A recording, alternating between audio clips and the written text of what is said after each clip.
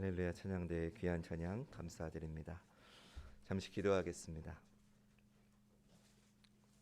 하나님, 방금 올려드린 찬양의 고백처럼 내가 매일 해야 하는 말, 주님께 감사합니다 라고 하는 그 말뿐입니다.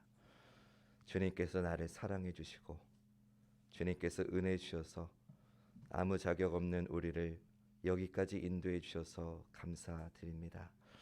하나님, 이 시간에도 이 예배의 자리를 사모하는 마음 간절하지만 육신의 연약함으로, 환경의 어려움으로 함께하지 못하는 우리 성도들 있습니다. 하나님, 기억해 주시고 비록 있는 자리가 예배의 현장은 아니라 할지라도 주님이 그 자리에도 함께 하셔서 있는 그 자리가 하나님을 만나는 귀한 야복강 되게 하여 주시옵소서.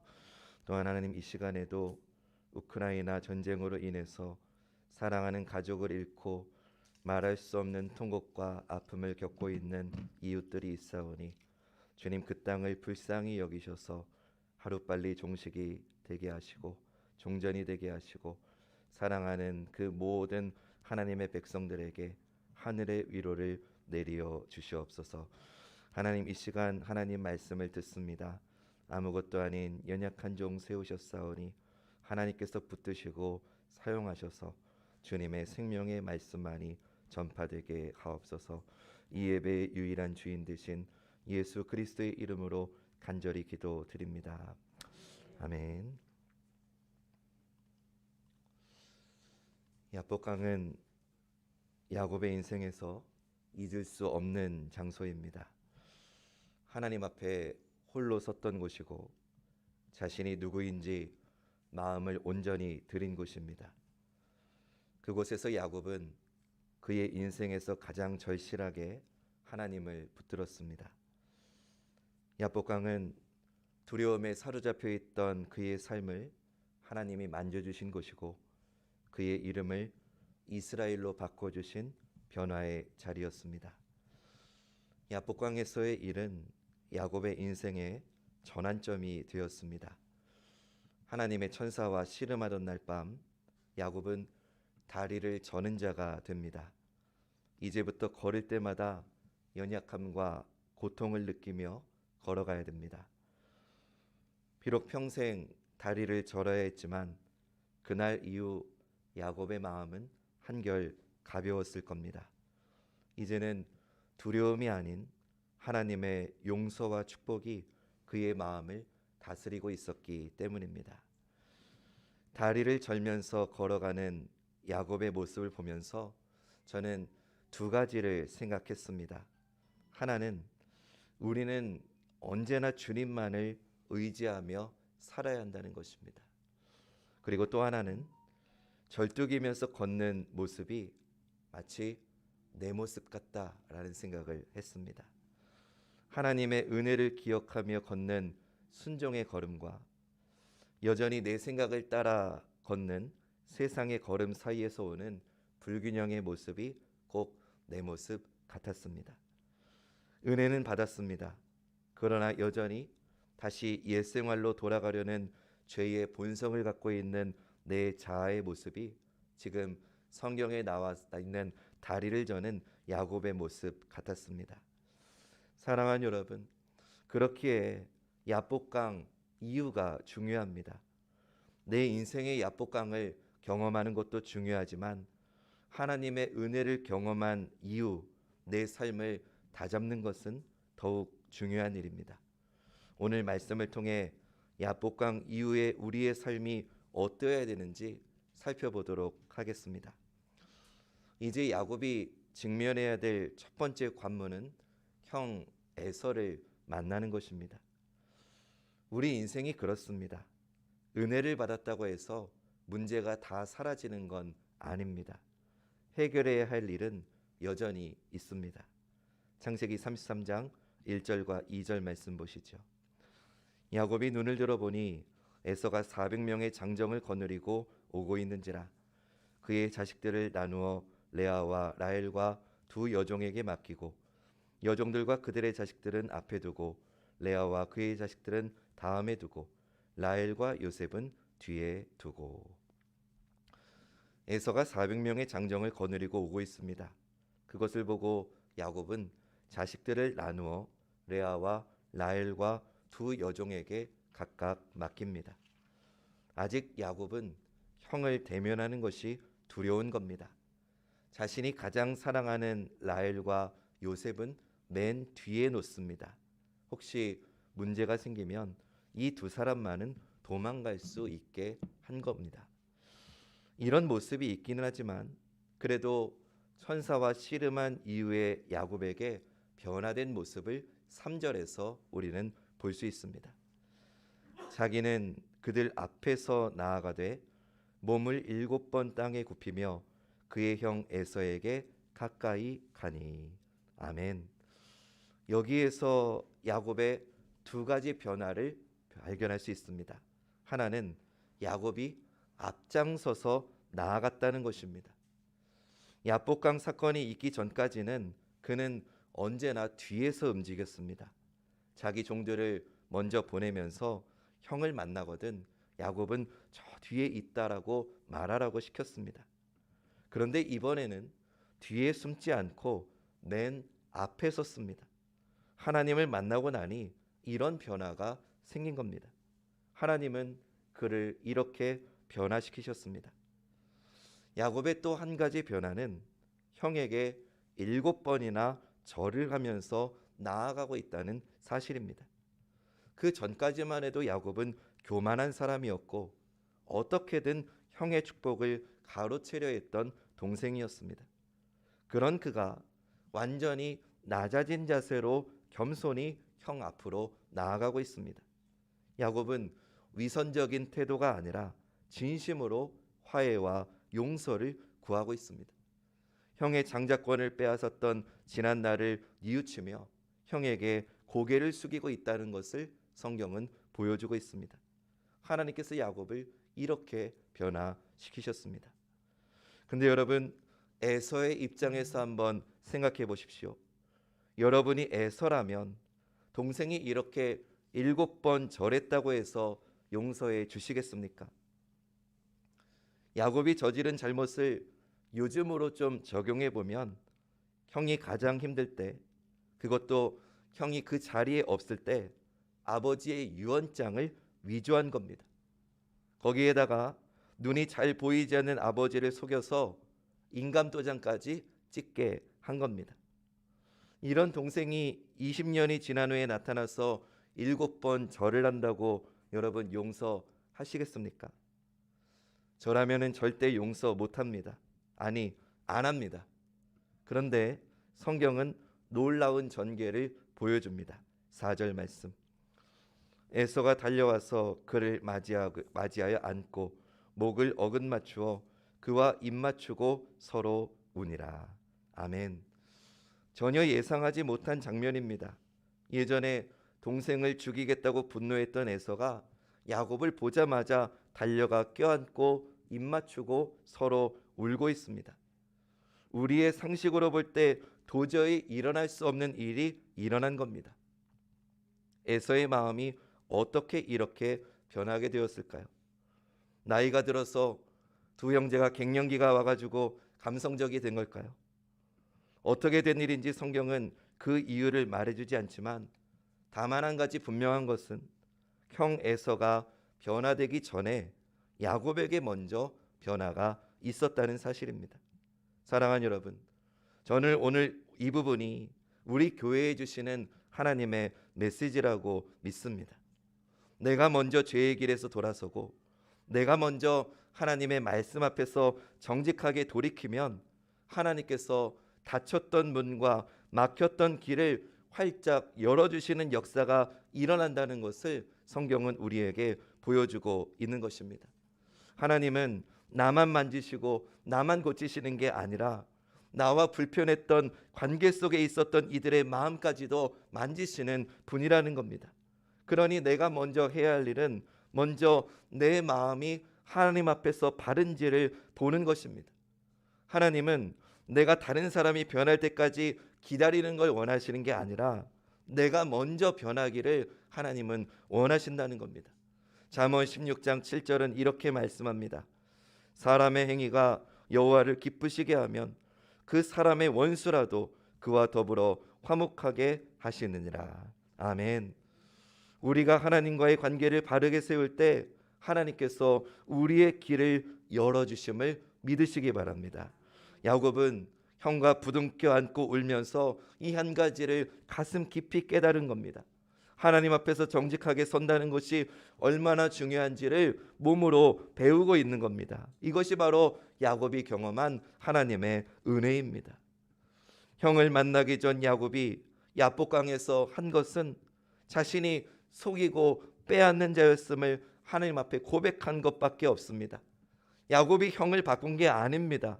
야곱이 한 일은 자신을 하나님 앞에 그저 솔직하게 고백한 것이 전부입니다. 그러자 하나님께서는 그 야곱을 만지셨습니다. 그리고 그에게 새 이름 이스라엘을 주셨습니다. 여러분, 에서와 야곱 이 두 사람의 화해가 누구의 작품입니까? 에서입니까? 야곱입니까? 둘 다 아닙니다. 바로 하나님께서 이 형제들을 화해시키셨습니다. 사랑하는 여러분, 야곱의 힘으로는 해결할 수 없는 문제에 하나님께서 답이 되어 주셨습니다. 마찬가지로 우리가 순종의 길을 걸으면 내 힘으로 도저히 해결할 수 없는 일, 내가 갈 수 없는 길을 주님이 열어 주십니다. 우리가 하나님 앞에 정직하게 서기만 하면 하나님은 견고히 닫혀 있었던 우리 인생의 모든 문도 열어주시고 어떤 막힌 길도 건너갈 수 있도록 인도해 주십니다. 하나님은 광야에 길을 내시는 분이고 하나님은 사막에 강을 내시는 분입니다. 우리의 인생에, 여러분들의 가정에, 사업에, 관계에 막혀있는 문이 있다면 이 시간 주님과의 관계를 먼저 회복하시기 바랍니다. 그러면 내가 해결할 수 없는 복잡한 문제 가운데 우리에게 길을 열어주시는 하나님의 은혜가 임하게 될 줄로 믿습니다. 그런 주님의 은혜가 함께 하시기를 주님의 이름으로 축원합니다. 형과 아우가 한참을 울고 정신을 차려보니 에서의 눈에 동생의 가족들이 들어옵니다. 이 많은 사람이 다 누구냐고 물으니 형님을 만나지 못한 세월 동안 하나님이 은혜로 주신 자식들이라고 고백합니다. 야곱은 가족들을 모두 인사시킵니다. 그리고 형을 위해 선물로 가져온 550마리의 가축들을 주려고 합니다. 그러자 에서가 나도 이미 부자라서 부족함이 없으니까 이거 없어도 되니 도로 가져가려고 합니다. 그래도 야곱은 하나님이 자신에게 은혜를 베풀었으니 이 선물은 꼭 받아달라고 강권해서 에서가 할 수 없이 그것을 받습니다. 근데 무엇보다도 야곱은 형님의 얼굴을 보니 마치 하나님의 얼굴을 보는 것 같다고 말합니다. 야곱은 형과의 재회를 통해서 20년 동안 이어졌던 마음의 그침, 마음의 감옥에서 풀려나게 된 겁니다. 사랑하는 여러분, 우리가 사실 가장 힘들어하는 것 중에 하나가 관계의 문제 아닙니까?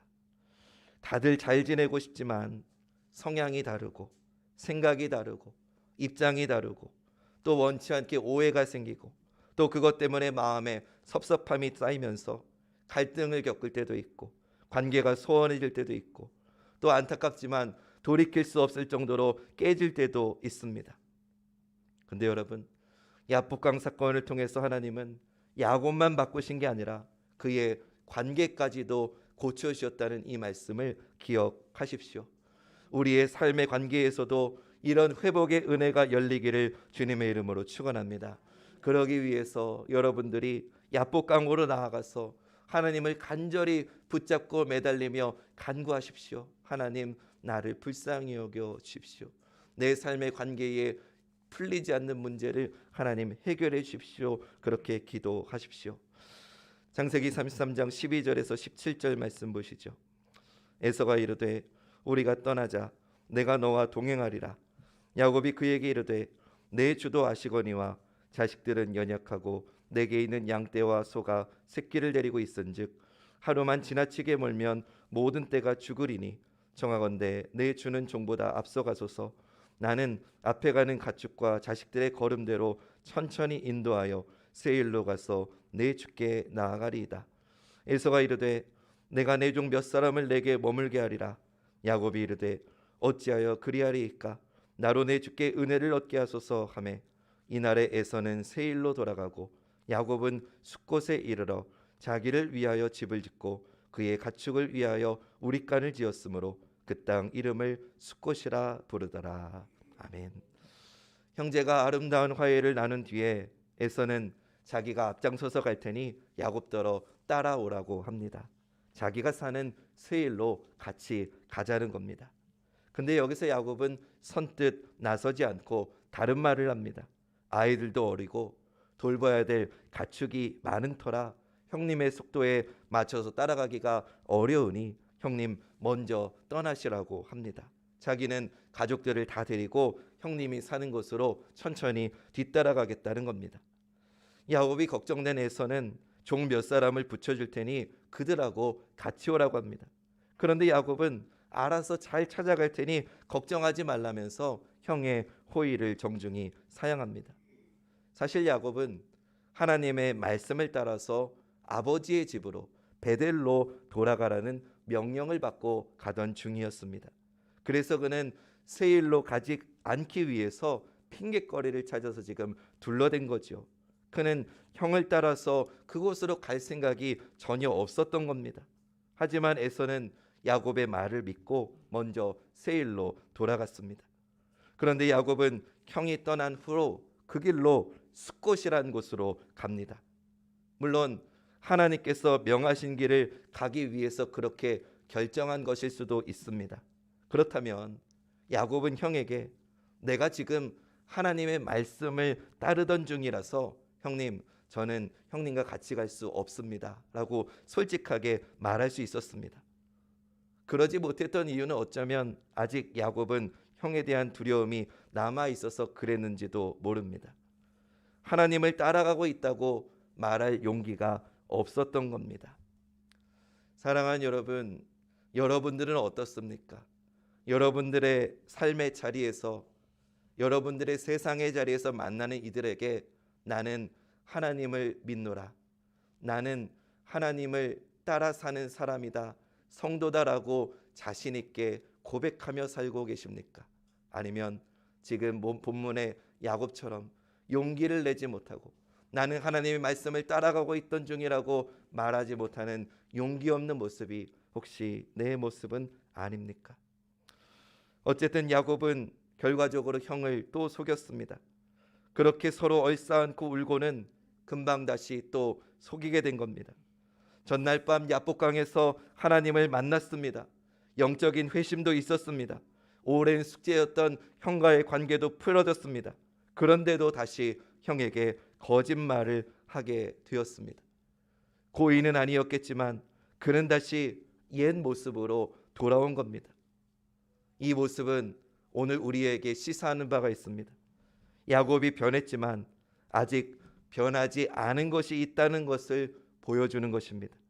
은혜를 입었는데도 순간적으로 옛 자아의 습관이 드러나는 겁니다. 사랑하는 여러분, 야곱의 이 모습 우리의 모습 아닙니까? 은혜를 받았으면 달라져야 되는데 우리는 똑같은 죄를 반복합니다. 안 그래야 하는 줄 알면서도 또 죄를 짓습니다. 은혜 받고 돌아서서 또다시 감정에 휩싸이는 내 모습을 우리는 너무나도 많이 보아왔습니다. 우리 모두는 은혜 받고 내 속에 있는 모든 연약함이 완전히 없어지기를 바랍니다. 그러나 성경은 야곱의 모습을 통해 여전히 또 실수하고 또 죄를 짓고 내가 해오던 익숙한 방식으로 돌아가는 우리의 실모습을 보여주고 있는 것입니다. 회심을 해도 본질적인 죄성의 문제가 여전히 우리에게는 있다는 겁니다. 이것이 죄인된 우리의 본 모습입니다. 하나님을 간절히 붙들고 변화되고 싶다던 그렇게 부르짖었던 야곱이 하루 만에 또다시 과거와 똑같은 죄를 저질렀습니다. 제가 만약에 하나님이었다면 그런 야곱을 보면서 야, 너 또 시작이냐? 내가 너 그럴 줄 알았다. 넌 정말 이제 도저히 희망이 없다. 가능성이 없다. 넌 어쩔 수 없다. 이제 나는 너 모르겠으니까 너 마음대로 살라고 제가 하나님이었다면 그랬을 겁니다. 그러나 하나님은 그러지 않으십니다. 사랑하는 여러분, 우리 안에는 끈질긴 죄성이 있습니다. 근데 우리의 끈질긴 죄성보다 더 끈질긴 게 있습니다. 그것은 죄뿐인 우리를 향해서 변함없이 걸어오시는 하나님의 은혜의 걸음입니다. 야곱은 절뚝이면서도 죄를 향해서 계속 가는데 하나님은 끊임없이 끝까지 야곱을 찾아가십니다. 그래서 그가 마침내 고향 땅에 이르게 하십니다. 그리고 그런 연약한 야곱을 이스라엘의 12지파의 조상이 되게 하십니다. 이것은 우리에게 무엇을 말해줍니까? 하나님은 은혜 받고도 실수하고 넘어지는 우리를 포기하지 않으시고 또 은혜를 주신다는 겁니다. 우리가 넘어졌다고 하나님께서 내가 다시는 너하고 함께하지 않겠다고 하지 않으십니다. 우리가 죄를 지었다고 해서 내가 너한테는 더 이상 은혜를 베풀지 않겠다고 우리를 포기하지 않으십니다. 왜 그렇습니까? 우리의 죄보다 하나님의 은혜가 언제나 더 크기 때문입니다. 여러분 한번 고백해 봅시다. 우리의 죄보다 하나님의 은혜가 언제나 더 크다. 아멘. 우리의 실수보다 하나님의 은혜가 언제나 더 깊고 강하기 때문입니다. 조금 전에 영상 보신 것처럼 우리는 추락할 수밖에 없는 인생의 열차를 타고 달려가고 있었습니다. 근데 다리가 끊어졌는데 하나님께서는 우리를 살리시기 위해서 하나밖에 없는 외아들을 희생하시면서 우리에게 구원의 길을 이어지게 하신 겁니다. 그런데 구원을 받았는데, 생명을 받았는데 기차 안에 사람들은 정작 마약이나 하고 있고 자기만의 삶에 몰두해 있는 모습이 바로 우리의 모습이라는 겁니다. 예수 그리스도를 통해서 우리는 새 생명을 얻었는데 여전히 옛 자아를 버리지 못하는 기차 안의 사람들의 모습이 바로 우리의 모습이라는 겁니다. 이런 우리에게 하나님께서 은혜를 베풀지 않으시면 우리는 소망이 없습니다. 야곱이 고향까지 내려가는 여정을 통해서 우리에게 주시는 성령의 메시지는 이렇게 절뚝거리며 걸어가는 우리에게 하나님은 은혜를 베푸시고 한 번만 베푸시는 게 아니라 은혜를 계속해서 베풀어 주신다는 겁니다. 사랑하는 여러분, 우리는 하나님의 은혜가 절대적으로 필요합니다. 한 번만 은혜 주셔서는 믿음의 길을 계속해서 걸어갈 수 없습니다. 매일매일 부어주시는 하나님의 은혜가 있어야 됩니다.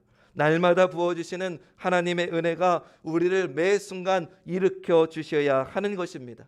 그렇다면 평생토록 이런 은혜를 받은 우리라면 이제 우리가 해야 할 일이 무엇입니까? 매일 하나님께로 돌아가는 것입니다.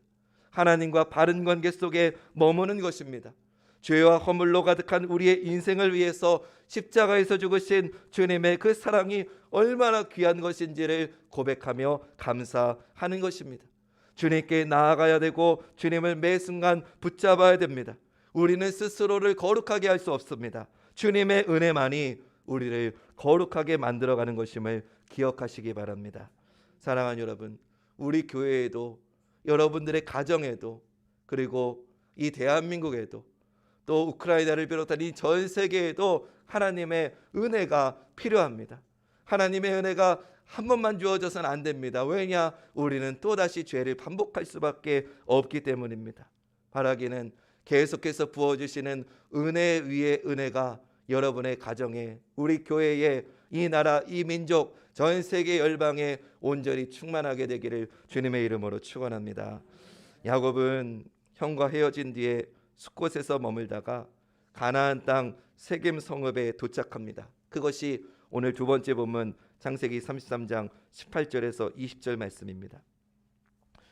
야곱이 밧단아람에서부터 평안히 가나안 땅 세겜 성읍에 이르러 그 성읍 앞에 장막을 치고 그가 장막을 친 밭을 세겜의 아버지 하몰의 아들들의 손에서 베크시타에 샀으며 거기에 제단을 쌓고 그 이름을 엘 엘로에 이스라엘이라 불렀더라.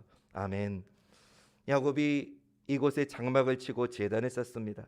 그리고 엘 엘로에 이스라엘, 즉 이스라엘 하나님은 이스라엘의 하나님이라고 이름 짓습니다. 야곱이 세겜에서 단을 쌓고 예배를 드리는 이 장면은 대단히 중요한 부분입니다. 왜냐하면 바로 이 자리가 야곱의 할아버지 아브라함이 갈대아 우르와 하란을 떠나서 약속의 땅인 가나안으로 이동할 때 거쳐갔던 곳이기 때문입니다. 창세기 12장에 보면 아브라함이 조카 롯과 아내 사라 그리고 하란에서 모은 모든 소유와 사람들을 데리고 세겜에서 가나안 땅으로 들어갑니다. 그 전에 세겜 땅 모래 상수리 나무에 이르러 잠깐 거주하면서 아브라함도 지금 야곱처럼 단을 쌓고 예배를 드렸습니다. 창세기 12장 6절과 7절 말씀. 아브라함이 그 땅을 지나 세겜 땅 모래 상수리 나무에 이르니 그때에 가나안 사람이 그 땅에 거주하였더라. 여호와께서 아브라함에게 나타나 이르시되 내가 이 땅을 내 자손에게 주리라 하신지라. 자기에게 나타나신 여호와께 그가 그곳에서 제단을 쌓고. 아멘. 하나님께서 아브라함에게 나타나셔서 이 땅을 그의 자손에게 주겠다고 약속하셨습니다. 그 약속대로 이제 야곱이 고향으로 돌아가는 길에 이곳 세겜 땅에 머물면서 이 땅을 삽니다. 아브라함이 예배드렸던 그 자리, 그곳에서 주셨던 하나님의 약속이 수많은 일들이 있었지만 그 모든 사연을 뚫고 하나님의 말씀이 성취되었다는 것을 성경은 보여주는 것입니다. 하나님은 우리의 모든 실수와 연약함을 넘어서 당신의 말씀을 반드시 성취하신다는 것을 보여주는 것입니다. 사랑하는 여러분, 이것은 오늘도 동일합니다. 오늘도 하나님께서 우리에게 약속하신 말씀은 반드시 이루어집니다. 우리는 연약해서 넘어지고 실수하지만 그것 때문에 하나님의 약속이 성취되는 것이 불가능해지는 일은 절대로 없습니다. 야곱이 세겜 땅에서 예배드리고 있다는 것이 왜 중요합니까? 야곱이 외삼촌 집으로 도망가던 때에 하나님께서 그의 꿈에 나타나셔서 말씀하셨습니다. 28장 13절 14절 말씀. 또 본즉 여호와께서 그 위에 서서 이르시되 나는 여호와니 너의 조부 아브라함의 하나님이요 이삭의 하나님이라. 내가 누워있는 땅을 내가 너와 내 자손에게 주리니 내 자손이 땅의 티끌같이 되어 내가 서쪽과 동쪽과 북쪽과 남쪽으로 퍼져나갈지며 땅의 모든 족속이 너와 내 자손으로 말미암아 복을 받으리라. 아멘. 그리고 하나님께서 결정적인 약속을 주시는 게 15절 말씀입니다. 내가 너와 함께 있어 내가 어디로 가든지 너를 지키며 너를 이끌어 이 땅으로 돌아오게 할지라. 내가 내게 허락한 것을 다 이루기까지 너를 떠나지 아니하리라 하신지라. 아멘. 야곱이 하나님께 서원하기를 내가 평안히 아버지 집으로 돌아오게 하시면 여호와께서 나의 하나님이 되실 것이라고 했습니다. 그 서원이 20년 전의 고백입니다. 그리고 지금 그는 세겜 땅에서 다시 예배를 드리고 있습니다. 이 예배가 말해주는 게 무엇입니까? 야곱은 수많은 실수를 되풀이했습니다. 그럼에도 하나님께서 그에게 주신 약속은 하나님께서는 반드시 이루어 가신다는 겁니다. 이것은 믿는 자의 인생은 내 계획이나 내 뜻대로 되는 게 아니라 하나님의 약속, 하나님의 말씀이 이루어진다는 사실을 믿으라는 초청입니다. 그가 지금 세겜 땅에 서 있다는 것은 야곱의 계획이나 야곱의 생각이 아닙니다. 하나님의 뜻이 그의 삶에 이루어졌다는 것을 성경은 계속해서 우리에게 보여주는 것입니다. 그래서 야곱은 지금도 부족함 투성이지만 세겜 땅에 다시 서 있는 것입니다. 그를 지켜주고 이 땅으로 돌아오게 하시겠다는 하나님의 약속이 그를 여기까지 인도하신 것입니다. 야곱이 깨닫고 발견한 하나님의 은혜입니다. 은혜가 아니면, 하나님의 그 은혜가 아니면 그가 어떻게 이스라엘 12지파의 아버지가 되었겠습니까? 사랑하는 여러분, 주님께서 우리의 인생도 이렇게 인도하실 줄로 믿습니다. 우리의 실수와 연약함 때문에 하나님의 약속이 취소되는 일은 절대로 없습니다. 그리고 저는 확실하게 믿는 것이 있습니다. 지금 여러분들이 눈물로 기도하는 자녀들, 하나님 내 자녀들도 주님 전에 나와 예배하는 예배자 되게 해달라고 기도하는 여러분들의 그 눈물, 그 기도의 자리에서 하나님께서는 여러분들의 마음의 서원을, 결단을 들으시고 기억하시고, 여러분들이 앞으로 있을 수많은 일들은 어떤 일이 벌어질지 우리는 알 수 없지만 반드시 신실하신 하나님은 하나님의 약속의 말씀대로 우리의 자녀들을 이 자리에 앉게 해주실 것을 저는 믿습니다. 여러분들도 믿으십니까? 오늘 우리 청년들 위주로 찬양대원들이 서서 찬양하는데 저는 마음이 뭉클했습니다. 왜냐? 이 청년들이 서 있기까지 이들의 부모들이 얼마나 기도했을지가 생각났기 때문입니다. 사랑하는 여러분, 세상 다른 자식들은 다 예수 믿어도 내 자식만큼은 희망이 없다고 생각되어서 포기하고 싶은 순간에 있는 분들도 계실지 모르겠습니다. 그러나 포기하지 마시고 하나님은 신실하셔서 내 마음의 소원을 반드시 기억하시고 이루어주시는 분임을 믿고 끝까지 기도하시는 여러분 되셨으면 좋겠습니다. 저는 우리 저 뒷자리에 우리 한준길 장로님과 또 주영이가 나란히 앉아 있는 걸 보면서 우리 장로님이 얼마나 오랫동안 기도하신 것을 하나님께서 기억하시고 이렇게 응답해 주신 것을 보며 하나님께 감사와 영광을 올려드렸습니다. 마찬가지로 여러분들 가정에 있는 아들, 딸, 손자녀들이 여러분들의 기도가 하나님께서 듣고 기억하고 계시기에 하나님은 그 약속을 반드시 이루셔서 하나님의 때에 하나님의 방법으로 여러분들의 자녀를 이 예배의 자리에 앉게 해주실 줄로 저는 믿습니다. 우리는 부족해도 하나님은 여전히 일하고 계십니다. 야곱의 인생도 우리의 인생도 하나님께서 그 역사를 함께 쓰고 계시다는 사실을 믿으며 야복강 이후에 우리의 삶이 주님의 은혜 위에 세워지는 우리 모두가 되기를 주님의 이름으로 간절히 축원합니다. 우리